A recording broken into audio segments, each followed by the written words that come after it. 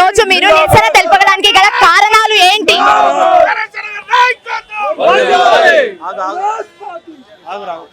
ఈరోజు మీరు దేశంలో ఎక్కడ చూసినా కూడా పేదల మీదని సెంట్రల్ గవర్నమెంట్ ఈడీలు అన్నీ అటాక్ చేస్తుంది, కానీ ఎవరైతే వాళ్ళ పక్షంలో ఉన్నారో ఎవరైతే ధనవంతులు ఉన్నారో వాళ్ళని ఏమి ఇబ్బంది పెడతలేదు. మీరు చూసినట్టయితే ఇప్పుడు సెబీ చైర్పర్సన్ కావచ్చు, అదానికే వారందరూ అదానికి సపోర్ట్ చేస్తున్నారు, కానీ నిజంగా వారి మీద మేము డిమాండ్ చేస్తున్నాం. అనేక సార్లు జాయింట్ పార్లమెంటరీ కమిటీ ఏర్పాటు చేయాలి, వీళ్ళ మీద ఎంక్వైరీ చేసి వీళ్ళ మీద యాక్షన్ తీసుకోవాలంటున్నారు. ఎవరైతే దోషులు ఉన్నారో వాళ్ళని మీద చర్యలు తీసుకోవాలా, వాళ్ళని అరెస్ట్ చేయాలా. వాళ్ళ మీద యాక్షన్ తీసుకోకుండా మిగతా వాళ్ళ మీద తీసుకుంటారు. కాబట్టి మేము ఆ డిమాండ్ ఏం చేస్తున్నామంటే, మొన్న హిడెన్బర్గ్ కూడా క్లియర్గా నివేదిక ఇచ్చింది. క్లియర్ చేసినాక వీళ్ళు యాక్షన్ తీసుకోవాలనేది, యాక్షన్ తీసుకోవడం గురించి ఈరోజు నిరసన తెలుపుతున్నాం. అంటే అదాని ఒక టాప్ మోస్ట్ ఇండస్ట్రీ, అండ్ తర్వాత ఏంటిది అని అంటే అదాని వల్లనే సగం మన ఎకనామిక్ గ్రోత్ అనేది పెరిగిందని కూడా కేంద్రం వాళ్ళు చెప్తున్నారు కదా. మరి దీనికి మన ఆన్సర్ ఏంటి? ఇప్పుడు వారి ద్వారా వీళ్ళు లాభం పొందుతున్నారు కాబట్టి ఎల్ఐసీలు కావచ్చు, మిగతా వాళ్ళు కూడా దాంట్లో షేర్స్ పెడుతున్నారు. వాళ్ళ కంపెనీస్లో పెట్టి వాళ్ళని డెవలప్ చేయడానికే బీజేపీ వాళ్ళు ప్రయత్నిస్తున్నారు, కానీ వాళ్ళ సంపదను పెంచుకోవడానికి వీరిని వాడుకుంటారు. వారి దిక్కెళ్ళి దేశానికి నష్టం అవుతుంది, మిగతా వాళ్ళకి నష్టం అవుతుంది. కాబట్టి దేశానికి మేలు జరగాలి, అందరూ బాగుండాలనే ఉద్దేశంతో ఈరోజు ఈ నిరసన ధర్నా.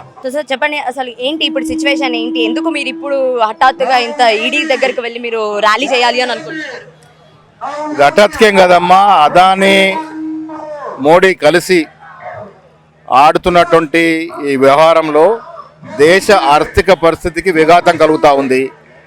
అదాని 2014లో కేవలం 14,000 కోట్ల ఆధిపత్యం ఇలా లక్షల కోట్లకు ఎగబాకిందంటే 10 ఏళ్లలో లోపాయికారిగా మోడీ సహకారం వల్ల ఇది జరుగుతూ ఉంది. అదాని సెబీ చైర్మన్ని పట్టుకొని లోపాయికారి ఒప్పందం చేసుకొని కృత్రిమంగా వారి షేర్లను పెంచుకున్నాననేది హిండెన్బర్గ్ ఇచ్చినటువంటి నివేదికలో వెల్లడైంది. సో అలా చేయడం వల్ల సెబీ చైర్మన్ యొక్క భర్తకి మారిషస్లో షేర్స్ ట్రాన్స్ఫర్ చేశారని ఇది కూడా హిండెన్బర్గ్ చెప్పడం జరిగింది. సో ఇంత ఆర్థిక నేరం, ఇంత పెద్ద నేరం జరుగుతున్న వేళ ప్రధానమంత్రి గారు నోరు మెదపోవడం, ప్రతిపక్ష నాయకత్వుడు రాహుల్ గాంధీ గారు దీని మీద జాయింట్ పార్లమెంటరీ కమిటీ వేయాలన్నప్పుడు ఎందుకు కాలయాపన చేస్తూ ఉన్నారు?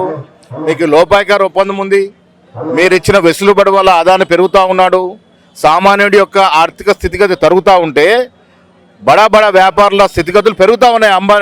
మోడీ గారు ప్రధానమంత్రి అయిన తర్వాత బీదవాడు అవుతూ ఉన్నాడు, ధనవంతుడు అవుతూ ఉన్నాడు. ఈ పాలసీ వల్ల దేశ ఆర్థిక వ్యవస్థకి విఘాతం కలుగుతుంది. కాబట్టి దీని మీద తక్షణమే జేపీసీ వేయాల్సిందిగా, ఈ వ్యవహారం మొత్తం మీద కూడా ఎంక్వైరీ చేసి అసలు వాస్తవాలను బయటకు తీయాల్సిందిగా కోరుతూ ఇవాళ ఈడీకి ర్యాలీ చేస్తా ఉన్నాం, ధర్నా చేస్తా ఉన్నాం. అయితే కేంద్రం ఏమంటుందనంటే అదాని వల్ల ఇక్కడ ఇన్వెస్ట్మెంట్స్ అనేవి పెరిగాయి, ఎకనామికల్ గా మనం కొంచెం గ్రోత్ అనేది పెరిగింది అని చెప్పి అయితే వాళ్ళు చెప్తున్నారు కదా కేంద్రం నుంచి. ఇదంతా పచ్చి అబద్ధం.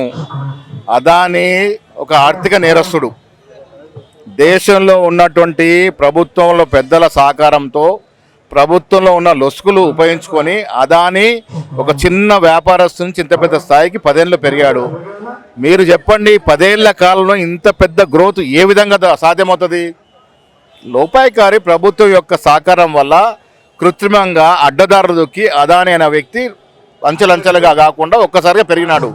దీనిలో చాలా అనుమానాలు ప్రజలకు ఉన్నాయి. అవి నివృత్తి చేయాల్సిన బాధ్యత ప్రభుత్వాన్ని, కానీ పెడచెవిన పెట్టి ఇంకా వారికి మద్దతు ఇచ్చిన వేళ ప్రజలకు తెలియజేస్తూ ఈ ఈడీ ధర్నా చేపడతాను. కేంద్ర ప్రభుత్వం నిర్లక్ష్యమా లేకపోతే కావాలని చేస్తున్న ఒక కుట్రనా?